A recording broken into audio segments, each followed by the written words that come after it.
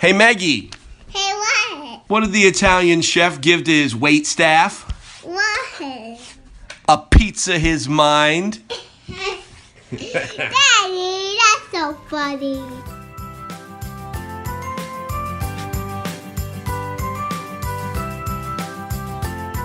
Hello, everyone, and welcome to Engage, a family gaming podcast. This is episode 133, and I am your host, Stephen Duetzmann.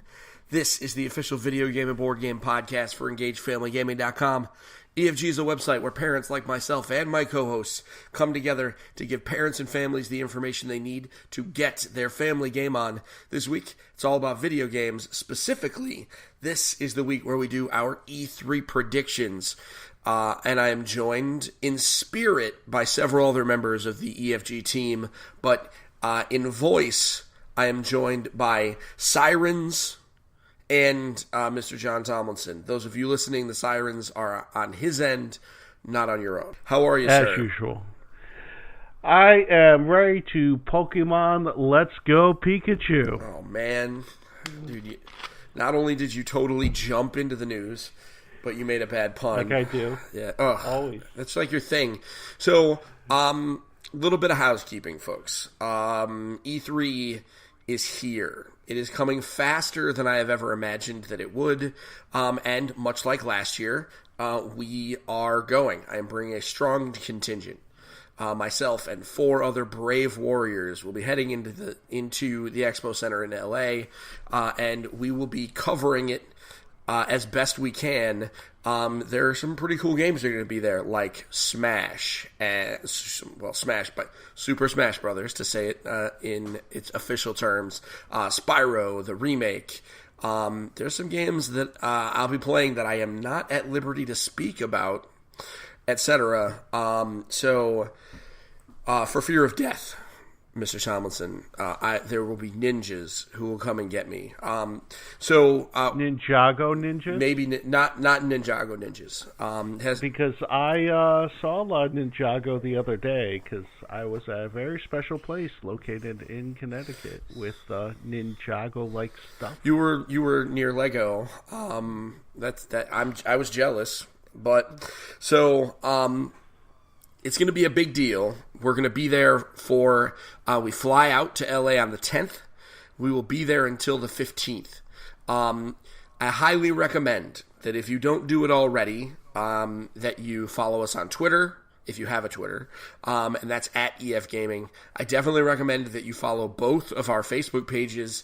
That would be Engage, a Family Gaming Podcast, which is our newest Facebook page that is dedicated specifically to this show and run by Mr. Tomlinson, and Engage Family Gaming, which is run by me, but also our Instagram account. The Instagram account is going to give you a very, very behind-the-scenes look of what we're seeing. We're going to try and get pictures of all the cool stuff, all the booths, all the giant dragons to get pictures taken of. We're going to go all out to try and give you guys the full experience. And we have some other really neat experiences planned. So take a look at, make sure that you follow us on all our social media so that we can, so that you'll be aware. And especially on Facebook, make sure that you set it up so you get notifications when we post. That way you don't miss things. So, before we get too much farther, though, I do want to take a moment to thank you for listening this week. Me and John have been playing some great games, and we hope that the games you've been playing have been great also. We want this podcast to be as interactive as possible, so please feel free to reach out to us on social media or shoot us an email with any comments, questions, or topic suggestions. Alternatively, you can send a message to either of our Facebook pages, and one or both of us will see it. In fact, that's probably the fastest way to reach either one of us because we both get notifications. So, by all means, use that. So, this week, we got some very interesting Pokemon news, which John alluded to because he totally jumped the gun because he's a jerk. And we have E3 predictions, which we did last year. John did very well.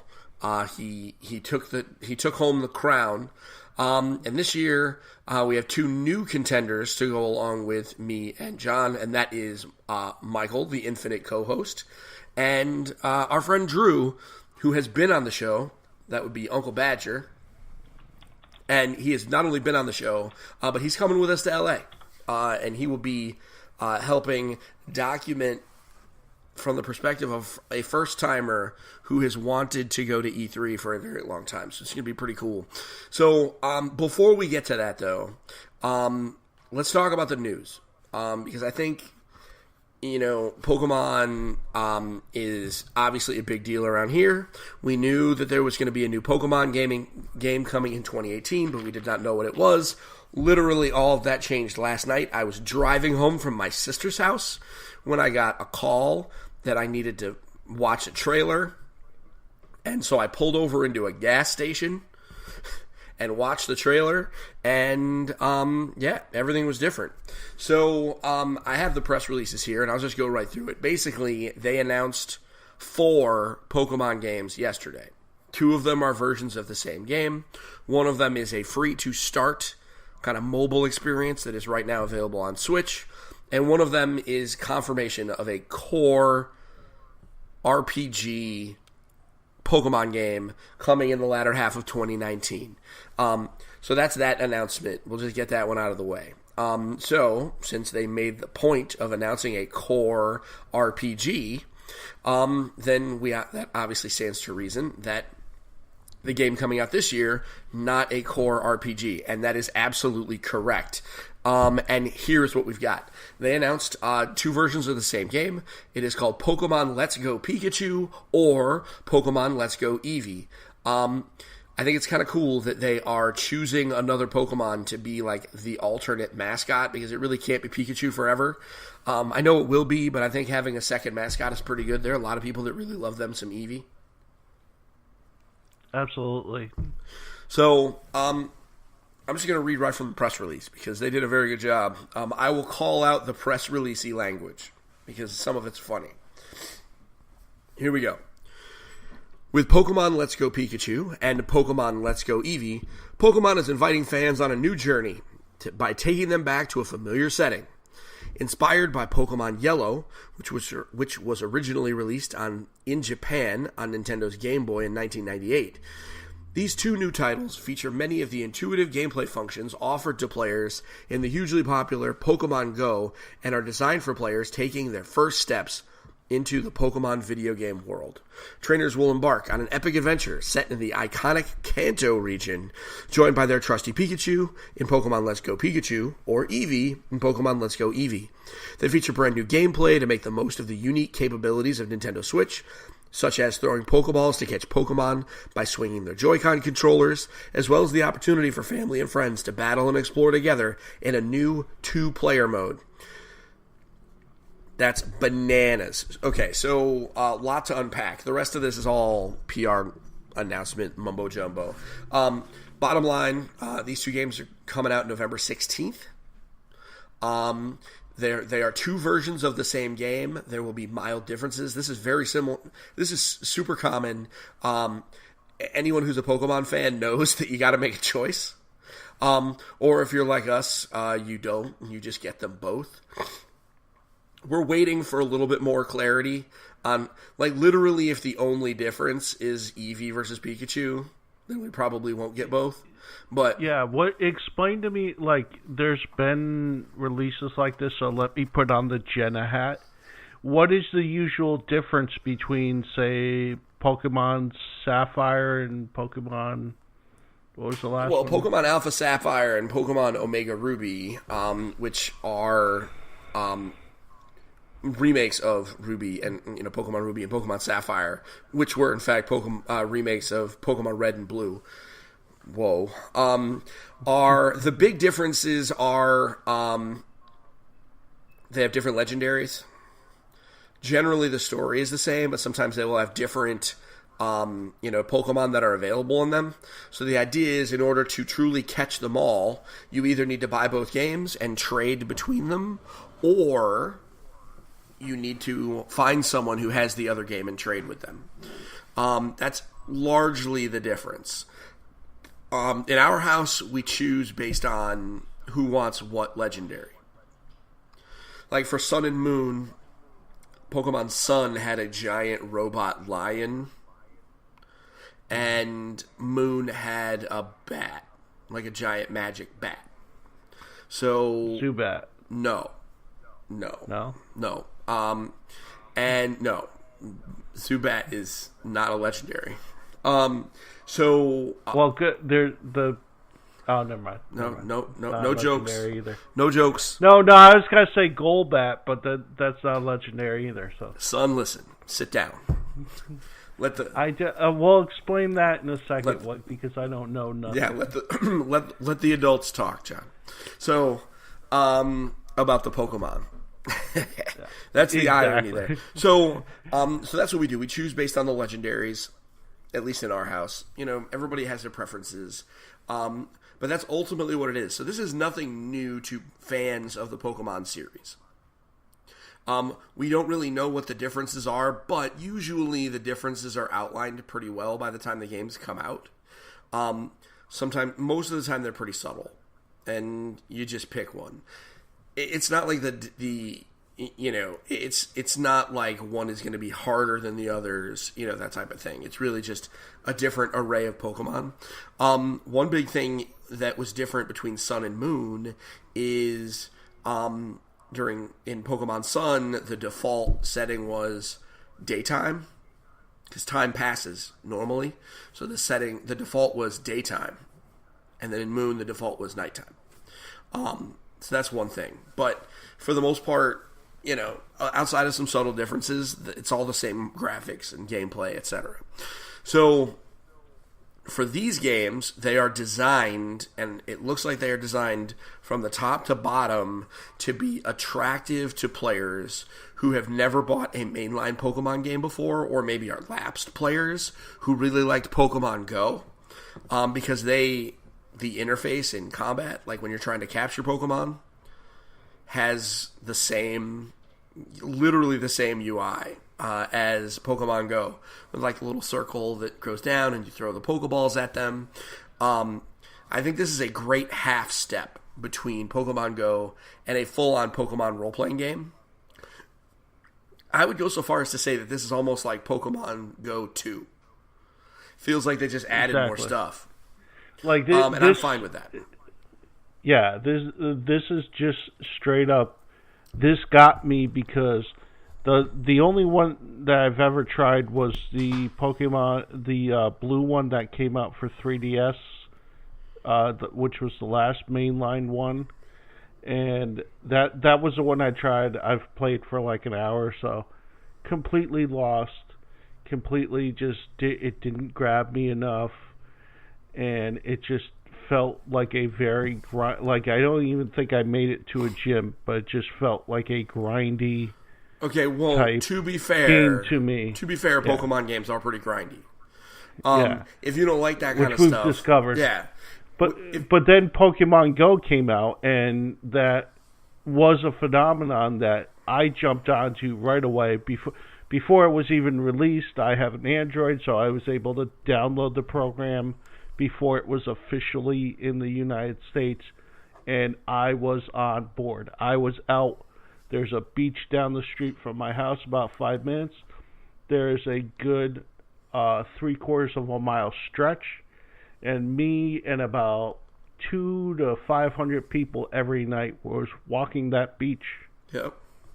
Every night that summer. And I still play Pokemon Go because there's a lot of cool stuff. Yeah, I mean, Pokemon Go is a part of Pokemon Let's Go Pikachu and Let's Go Eevee. Biggest thing is, like, any Pokemon you catch in Pokemon Go, you can transfer them over, which I think is kind of neat. This is going to be a great experience. I am particularly interested in our house in the 2-player mode, because our youngest is super interested in Pokemon, but she just can't play her own yet. And this way she can play with her brothers, and I think that will be pretty awesome. So, to go along with Pokemon Let's Go Pikachu, they also announced the Pokeball Plus, which is basically a controller peripheral that was specifically designed for this game that looks like a Pokeball. And it's designed for this game. It lights up. It makes noise.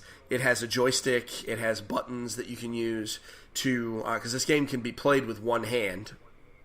I'll admit I'm a little curious as to how that works, but we'll see. And it also has some neat functions where in the user interface of the game, you can actually take one of your Pokemon and put it in the Pokeball and then take it for a walk. So if you have Pikachu, you can put it in there, and it's got a speaker, so it'll do the Pika Pika thing while you're at the restaurant. You know what that is, right? What? That's how you get candies. Maybe. Well, we're going to have to find out. We don't know the details. They haven't announced that, but I'm sure that's how. Because it's supposed to function similarly to the Pokemon Go Plus, like, wrist thing that they had before. Yeah. Only this is way better. So I am pretty happy about that.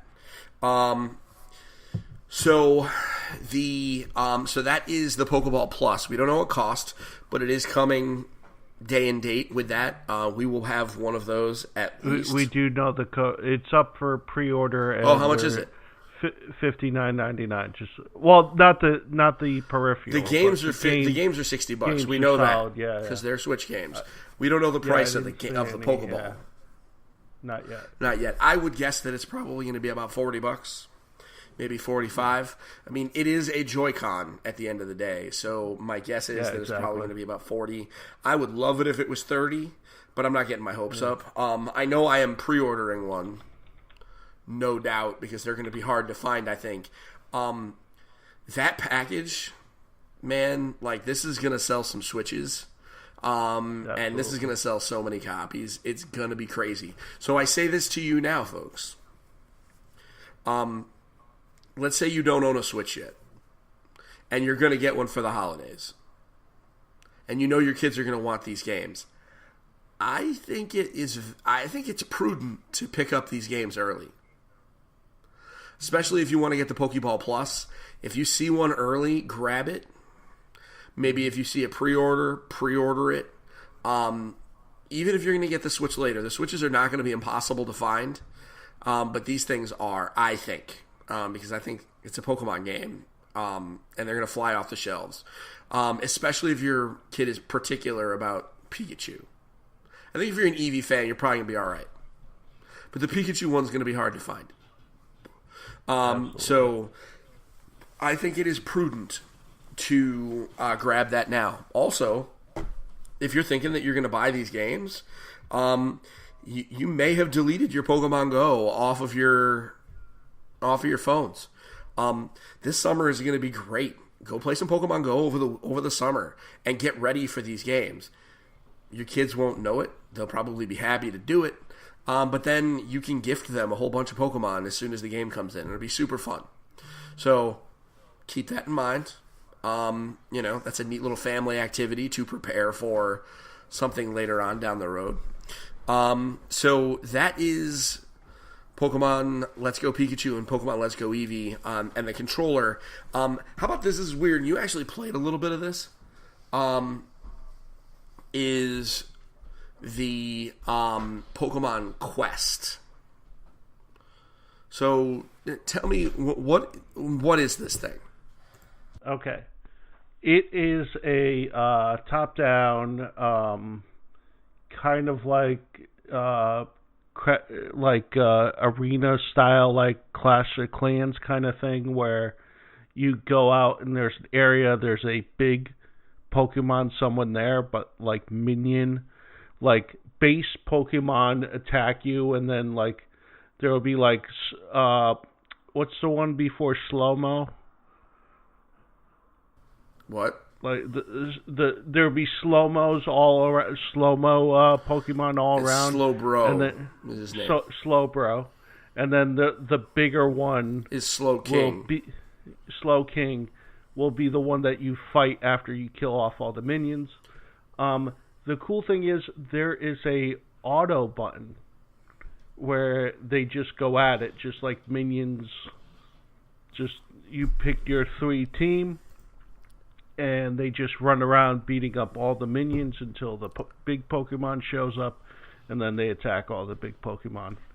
And the Pokemon themselves, the 3 that you pick, have like little attacks that you can level up. There is a big kitchen pot that you put all your pieces in, and it's a stew that cooks over 4 expeditions, which expeditions is when you fight one of the big guys. And the thing is, you only have 4 or 5 powers, 4 or 5 expeditions you could do before you need to refill your energy. And energy will be tied to an in-app purchase, or over time, just like any other free-to-play game. Okay. I mean, I downloaded it myself, so I'm going to give it a shot. It is interesting. I kind of want to... I kind of think I want to play it on mobile when it comes there this summer. Definitely. It looks like it's a good time-wasting, like, free-to-play game that... And the aesthetic is really cool because it's that, old-school 8-bit kind of blocky, like, almost Minecraft-y, but, like, super high-res, obviously, because everything that's 8-bit is now super high-res anyway. But, it definitely, it scratches that itch of Pokemon and Minecraft at the same exact time. Yeah, I mean, it looks cool. We'll have to see.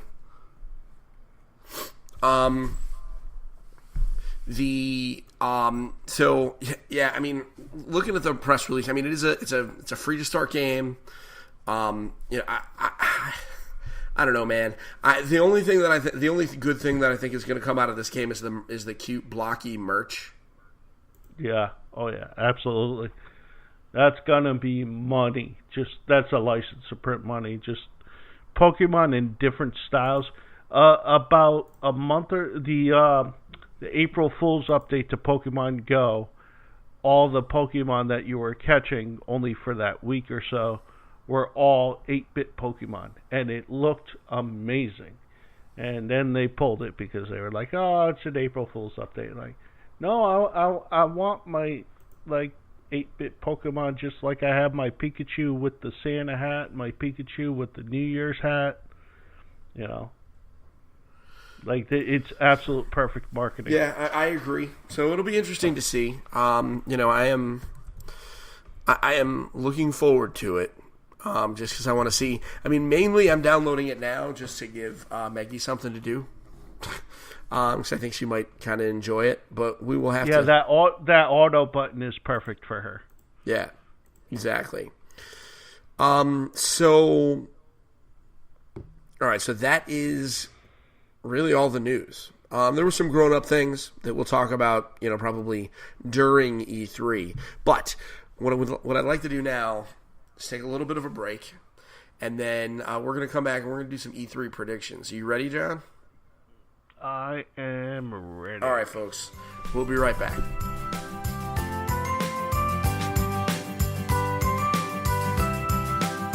All right, everybody. Welcome back to Engage, a family gaming podcast. It is still episode 133. We're still talking about video games, and it is still me and John talking about E3. So, specifically, we have E3 predictions. Now, this is how the game is played. Mr. Tomlinson, myself, the infinite co-host, and Uncle Badger, Drew, gave us... We all have written down 3 predictions. We are going to share our 3 predictions and earn points based on what comes true or not. And then whoever wins wins bragging rights. Last year, Mr. Tomlinson was the champion because #Steve is bad at games. And I think predictions do count as games. But this year, I'm bringing the thunder. So here's what we're going to do. We're going to go through our friends first. And we'll have some room for discussion. And then Mr. Tomlinson and I will go back and forth. So let's start with the infinite co-host, shall we? First off, everybody, he sends his best from the frozen north. He wishes he could be here, but he has to take care of the little one. So, he has 3. First, he believes that we will see in-engine gameplay for Metroid Prime 4 on the Nintendo Switch. For those that do not know what that necessarily means, in-engine gameplay means we see what the game will look like when it is running, as opposed to a trailer that was not running. Where it was just made to look like a movie. He says that we will see actual gameplay. I think that is absolute hogwash, but that's his first prediction. What do you think?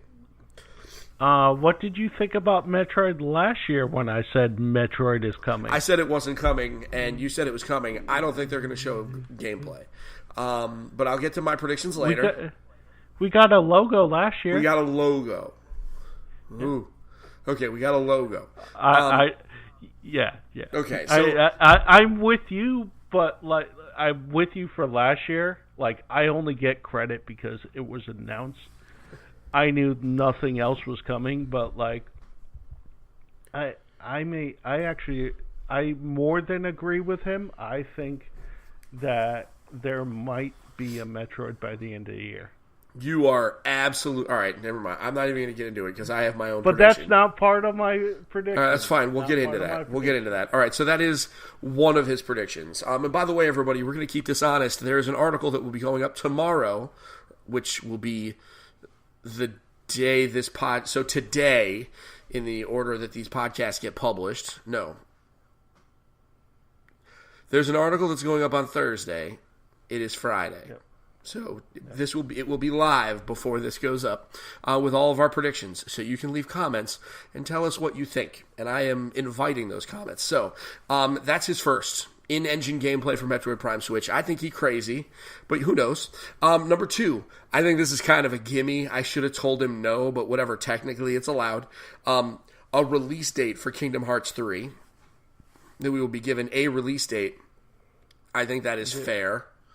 I think that's not only that's a definite because they've said it's this year, and also there are people in the industry of other news sites that have physically played the game. Yep, and multiple levels. Week. So it was a Judges Week. I don't know, man. This is one of those ones. They already said they were going to give us the release date, but I'm going to give it to him because I know he doesn't pay attention to that stuff. So that is a release date for Kingdom Hearts 3. And his last one, and this is why I feel perfectly fine giving him the gimme on the release date for Kingdom Hearts 3, is he believes that they are going to give us the season and year date for Final Fantasy VII Remake. Specifically, So here's what that means. They'll say fall 2020 or spring 2019 or something like that. Sure, buddy. You keep on wishing. That game... I'm not even convinced that game ever comes out. It does come out, but they still have not hired a battle designer. Yeah. So yeah. This is Mike's, like... He's 1 foot in and then 1 foot completely out, where, like... With that said... they could come in and say winter 2020, and I think that's doable. Maybe. No, I don't think we'll hear anything. We'll talk about that. But those are his 3 predictions. So, in review, in-engine gameplay for Metroid Prime Switch, a release date for Kingdom Hearts 3, a season and year date, so a release window is what they call that. Excuse me. For the Final Fantasy VII Remake. And those are the 3 predictions from the Infinite Co-Host. Now let's get Uncle Badger in here. Uncle Badger has 3 predictions. First is about a game not for the kids. However, he is one of our contributors for one for the grown-ups, so I guess it makes sense. He says, there will be a Ghost of Tsushima. This is a direct quote. There will be a Ghosts of Tsushima gameplay demo. I will see it and very nearly pass out. He made it very clear that he wanted me to include his reactions as part of the prediction. And here's the downside of that. If he sees it and doesn't nearly pass out, I'm taking points away, and I'm going to be right next to him. So he better, I don't know. So that is the Ghost of Tsushima is being made by Sucker Punch. It's a first-party Sony studio. This is a samurai game. I think a good, what I think it might be, I mean, we don't really know. We're going to find out at E3. But I think it's like Red Dead Redemption with samurais. If that's what it is, then I'm all in because I love that period of history.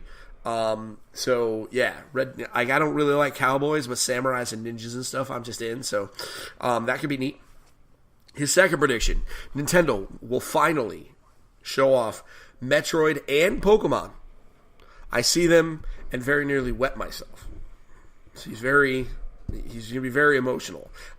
I would be absolutely surprised if they don't show off Pokemon Let's Go Pikachu at the press conference or during their direct, at least. So, but he's thinking that we're going to see Metroid too.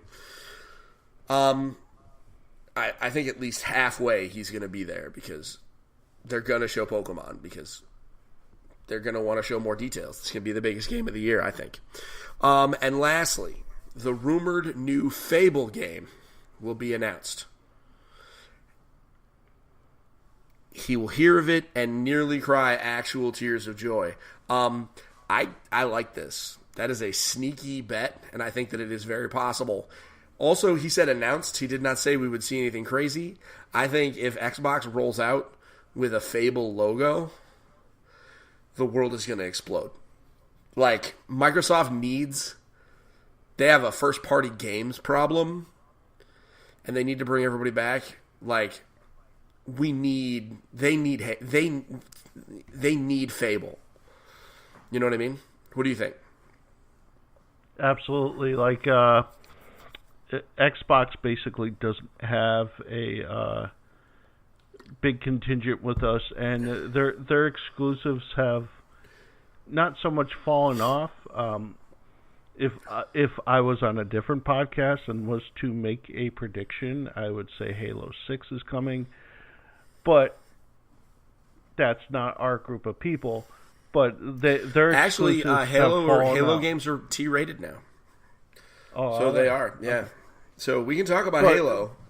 If I wanted to, like, use one of my predictions, I'd say Halo 6 is definitely coming this year.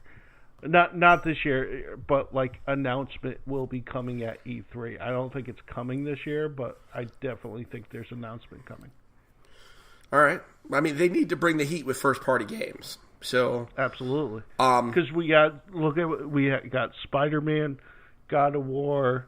There's a couple other PS4 exclusives this year that are just hands down, just bangers. Everything you need to buy the system. Yep. And the same with Switch is like absolutely anybody that's played a Nintendo game will want to buy a Switch this year. Because everything is out now. Everything will be out by the end of the year. You're gonna have a Pokemon game. You already have your Mario game. You have your Zelda game. You're gonna have your Smash game, and you're gonna have a sports game that is Mario themed. So everything is there to buy. That the console killers are all there, and you got Donkey Kong in there. Yeah, like everything. Everything's out for the Switch. Like. That's exclusive Nintendo games. And a Kirby. Wait. But we're talking about Xbox here. Yeah, but that's what I'm saying. Like the games that are synonymous with Xbox, like, they're not pulling in the kind of numbers they should be. Yeah, that is true. They need an exclusive to get hype up. I'm going to be real. I don't even think they need one. I think they need multiple, and that'll feed into absolutely. That'll feed into some of my predictions as well. So, just to repeat them, And again, this is all going to be in an article up on the mothership that we will talk about soon. And you'll be able to keep us honest and make your own predictions, because I'd like to see everybody else come up with 3 and challenge us. So, prediction number 1, there will be a Ghost of Tsushima gameplay demo. I will see it and very nearly pass out. Nintendo will finally show off Metroid and Pokemon. I will see them and nearly wet myself. The rumored new Fable game will be announced, and I will hear of it and very nearly cry actual tears of joy. If he doesn't cry, he's not getting full points. Mm-hmm. I don't care if they announce it released in July.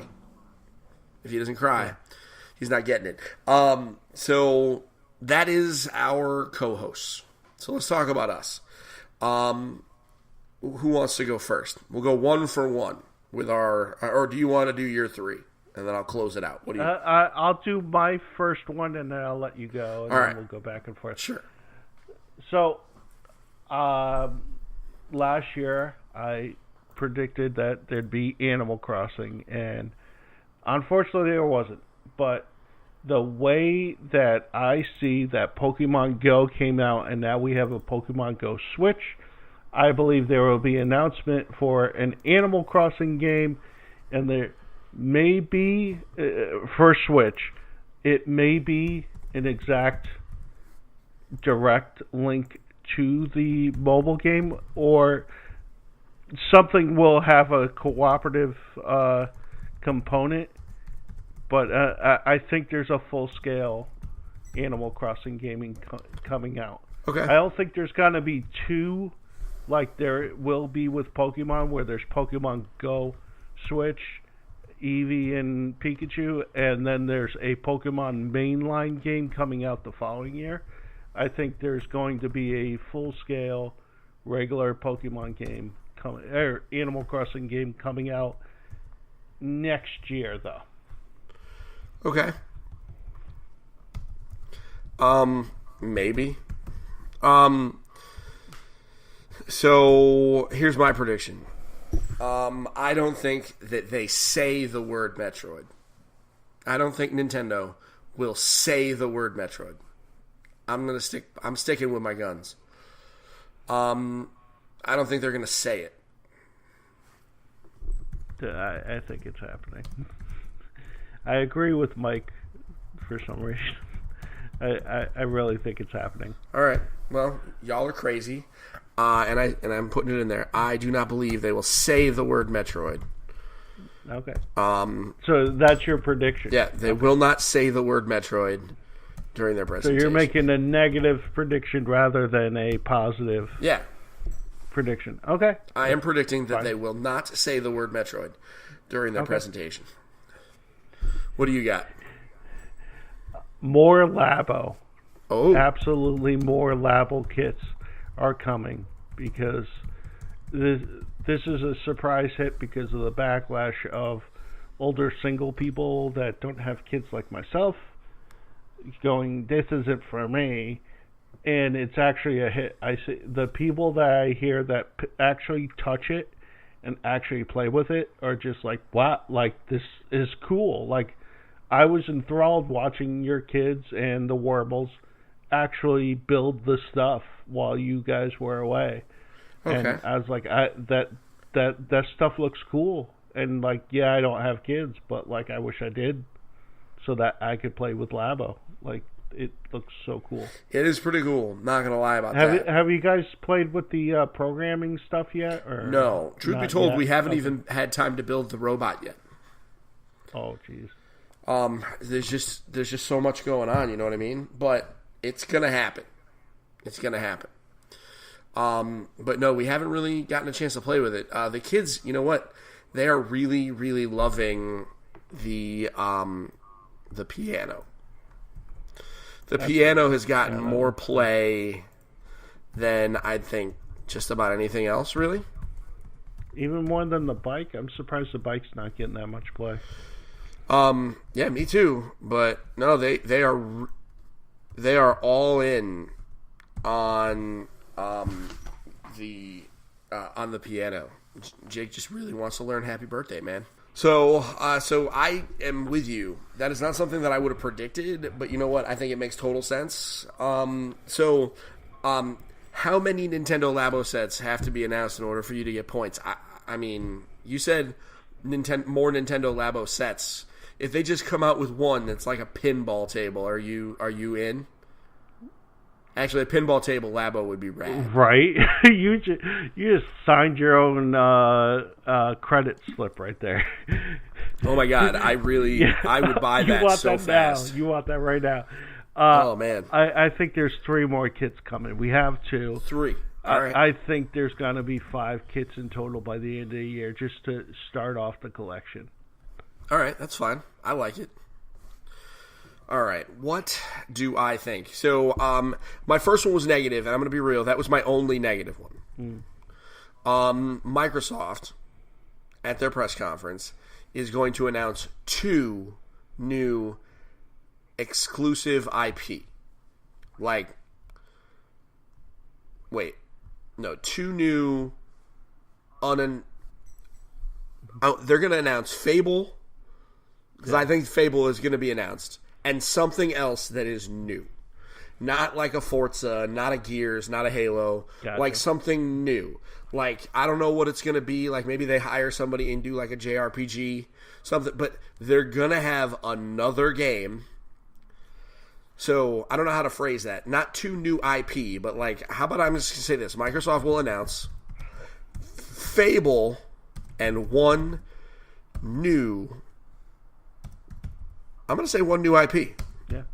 I think Fable will announce Fable and 1 new IP.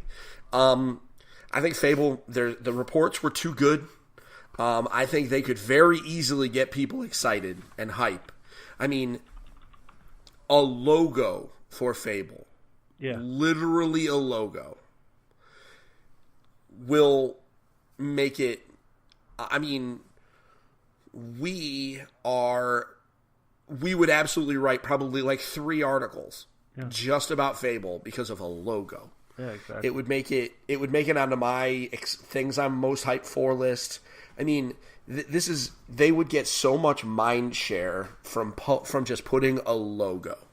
If they could get a little bit of voice acting, maybe some concept art, it just gets better. Fable is just one of those things, and I know Phil Spencer has said that they are trying to solve the problem. And this doesn't have to be like a huge AAA game, but like I think they're going to get another studio and they're going to start making a game. And they're going to announce a new IP. So, I mean, I don't think that those would count if it's ID at Xbox, like, to be clear, because those are all new IP. But they're gonna announce something Fable and something else substantial that is a new IP. You think that's fair? I think I'm having trouble putting it into a succinct way, but I think the message is there. I think we get you. There's going to be something new that hasn't been attached to any other franchise. And Fable. Yep. All right, so what's your number 3? My number 3 is this more along the lines of what I said with the Labo. I think there will be a new style of Joy-Con. Like whether it's, what we saw with the fishing pole, like something along the lines of like the tennis racket that we got for the Wii. All right. Not specifically. I'm down with that. Not specifically, but I think there will be some sort of different thing that has all the Joy-Con parts built inside of it. Okay. I'm down. That sounds rad. And that goes beyond the Pokeball. I'm not taking credit for the Pokeball. All right. Okay. So my last one.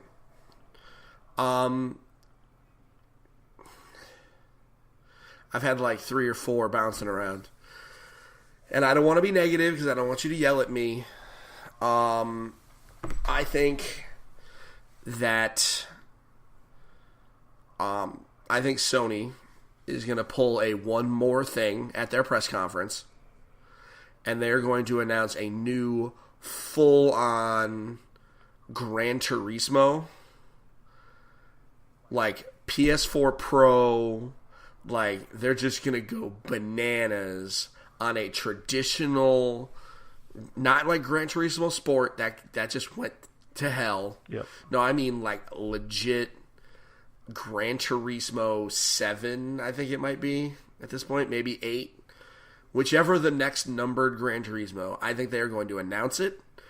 And I don't know when it's going to come out because Polyphony doesn't put games out on time. They're almost as bad as Square Enix.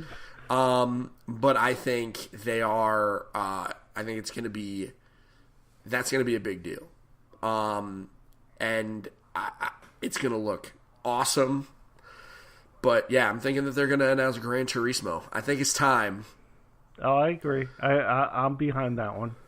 And I also would not and be I'm surprised. not a Turismo fan, but yeah. Oh, I mean, me either. But I think that's one of those games that it would not surprise me if they announce it and it's cross-gen. Yeah. Like, it comes out at the tail end of the PS4 and is a launch title for the PS5. Because let's be real, if you want a launch title, now would be the time to announce Gran Turismo, to have it be a launch title on PS5 because you get the hype, people know it's coming, and then how do you show off a new game's graphics, a new console's graphics, but with a stellar racing franchise?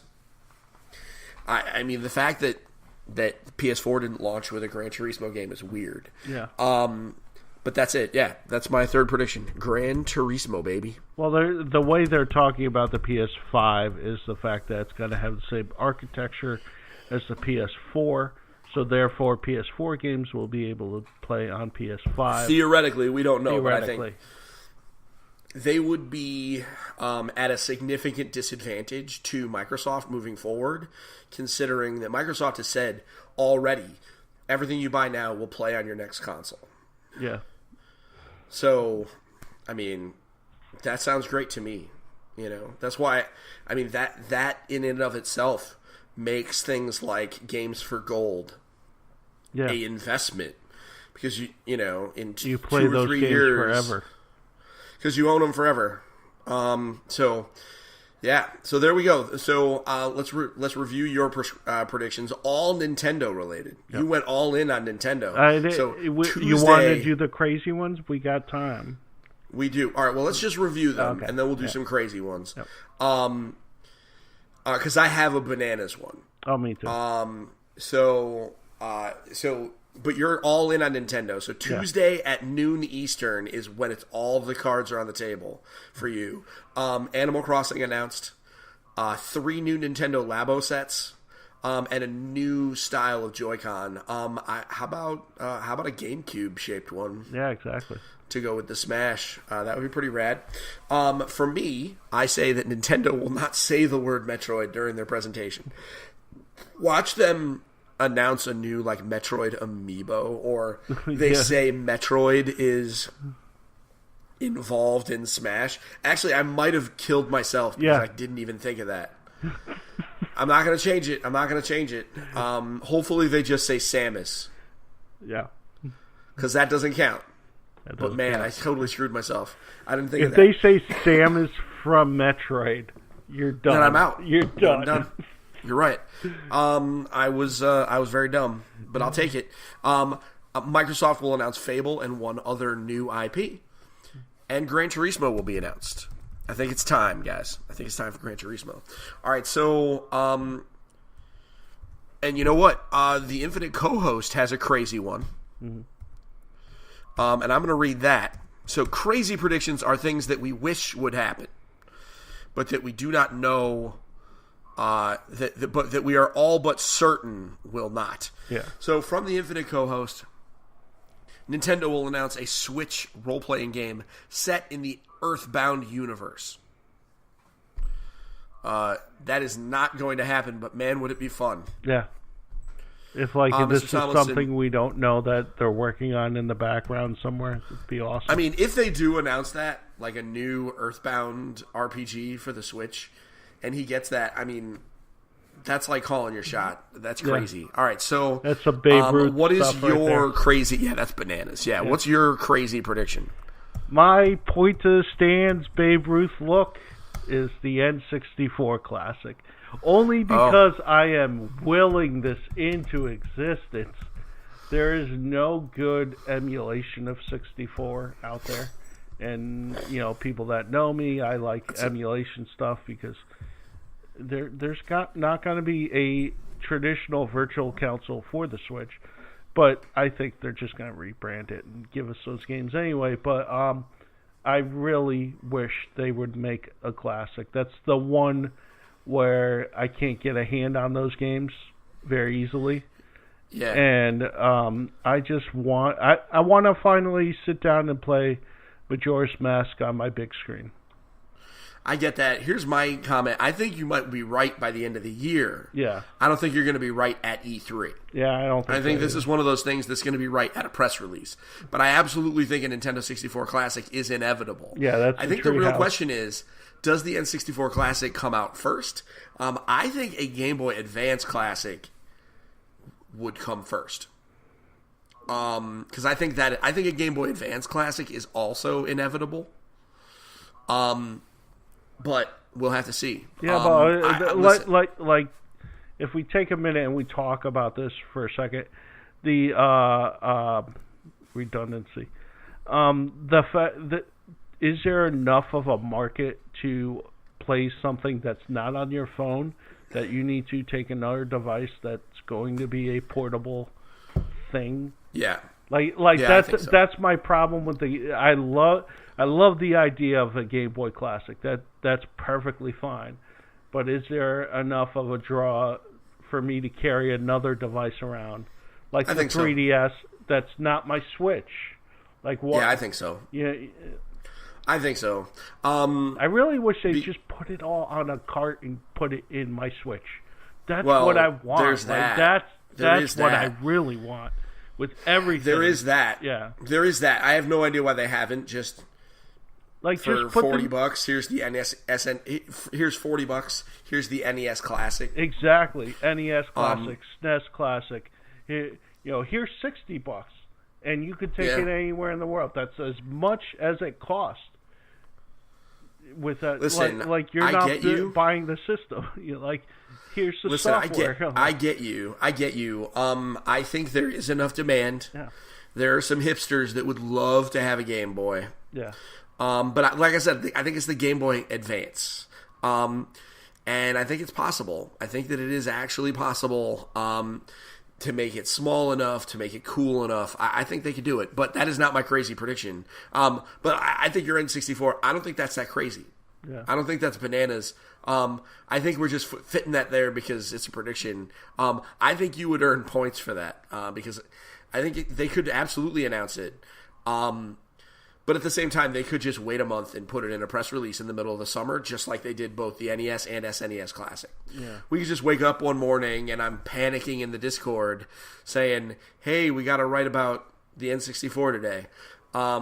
And I'd be super fine with all of that. We've had our lists on file for months now because this has been in rumors for 6 months now. Yeah, we're going to have most of our stuff pre-written. So, all right. So for me, my crazy prediction is, again, I'm heading to Microsoft stage. Microsoft will announce a new JRPG IP. And this specifically in yours. A new. This is not this. I think specifically. So I think if they roll out and they go, we're gonna have Fable and we bought this company and they're gonna make a shooter. That's the kind of thing that I'm thinking. It's just gonna be another kind of game. No, I think it would be bananas if they were like, nope, we bought this company or we hired this company and they're gonna make a console exclusive JRPG. That'd be cool. That is I think because Phil Spencer said that there was gonna be a JRPG presence. I believe him. But I am taking it a step further. I'm going to take it a step further and say that they're going to have an exclusive JRPG. They've done it before. Remember? Mm-hmm. Blue Dragon on the 360. So we will have to let the people decide what is or is not a JRPG. Yep. But that's my crazy prediction. You want to do? I could shoot off some more. I got some good ones. Yeah. Give me another one. Another one I am willing into existence is a Final Fantasy collection of 1 through 10. Or I don't think 1 through 10 will 9. happen. I think it's going to be 1 through 9. Yeah, 1 I've through been 9. predicting that. I've been praying for that for a long time. Yeah, that's. I want just it put so it on bad. a disc. Put it on a disc. Put it on a PS4 disc or a DLC downloadable, and I'm in. I will pay $60 for all 9 of those games to play on my HD television. I mean, I would buy the special edition. Yeah. And pay $150. Put that on the Vita. That's the swan song to the Vita. Like, well, it's already. I know. Many of them are already on the Vita separately. Yeah. The question is whether or not they can justify putting them all together with enough special content. Yeah, exactly. Absolutely. And the other thing is, I just want Kingdom Hearts on Switch. All the Kingdom Hearts, wherever I am, forever. Yeah, sure. Like, just the collection is fine with me. And then later on, I will rebuy Kingdom Hearts 3 on the Switch. Because that's going to be a 6 months later game from whenever we actually get the Kingdom Hearts 3. Maybe. They had the exclusive with drop distance before the HD final mixes came out. So yeah. All right. So I think that's everything. We've done some predictions. We have man, we got a wild show coming ahead of us.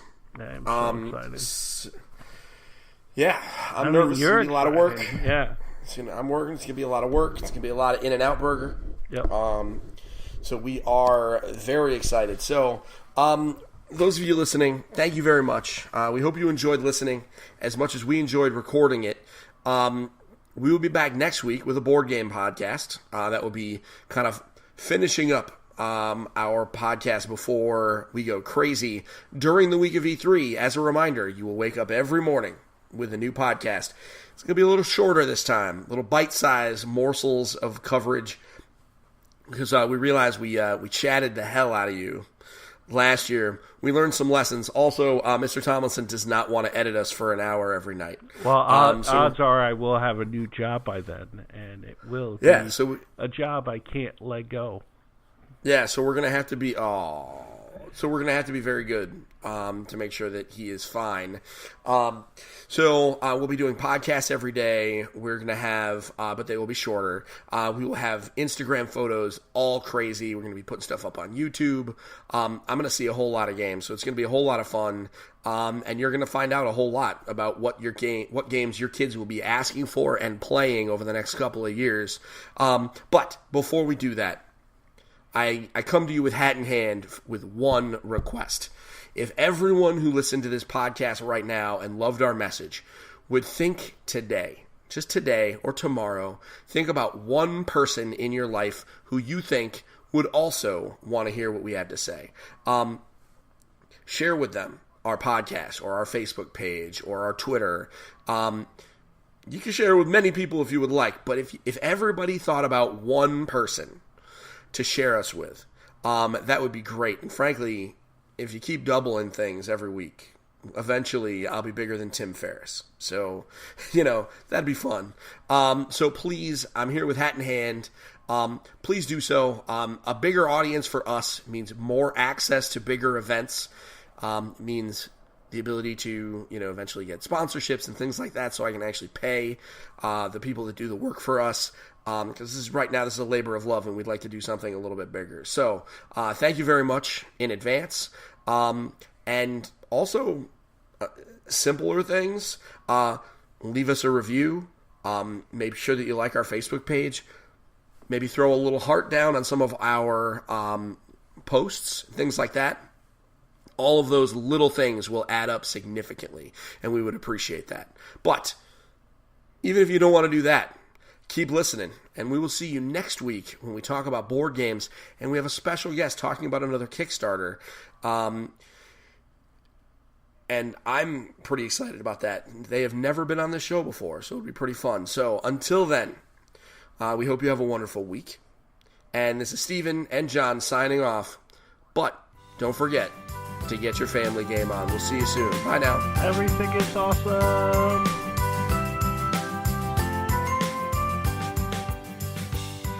Thank you for listening to Engage, a family gaming podcast. Thank you for listening. Tune in next week.